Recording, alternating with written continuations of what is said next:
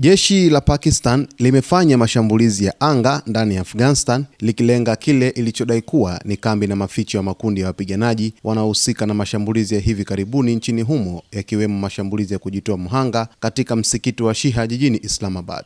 Kwa mujibu wa Wizara ya Habari ya Pakistan, operesheni hizo zilikuwa za kijasusi na zililenga kambi 7 za kundi la Tehrik-e-Taliban Pakistan (TTP) pamoja na washirika wake. Serikali ya Pakistan imedai kuwa ina ushahidi kuwa mashambulizi yaliyotokea Islamabad, Bajaur na Banu yalipangwa na kuongozwa kutoka ndani ya Afghanistan.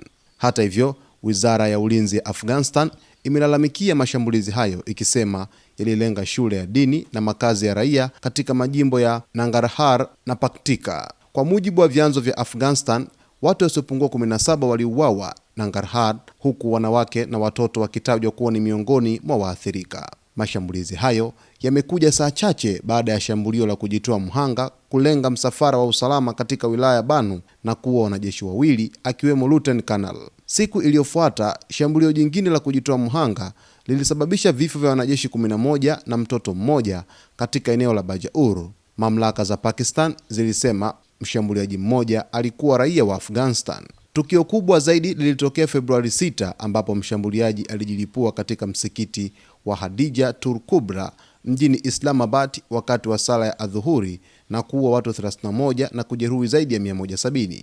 Kundi la Islamic State IS lilidai kuhusika na shambulio hilo. Pakistan imekuwa ikishutumu serikali ya Taliban kwa kuruhusu makundi ya wapiganaji kutumia ardhi ya Afghanistan kushambulia Pakistan. Hata hivyo, Taliban wamekanusha madai hayo mara kwa mara.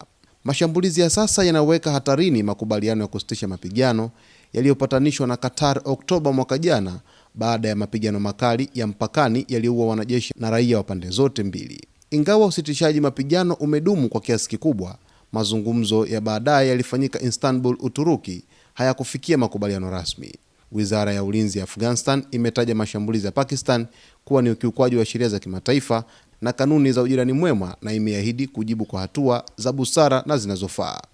Mvutano huu unaibua hofu ya kurejea kwa mapigano makali kati ya mataifa haya mawili jirani, hali ambayo inaweza kuhatarisha usalama wa ukanda mzima wa Asia Kusini.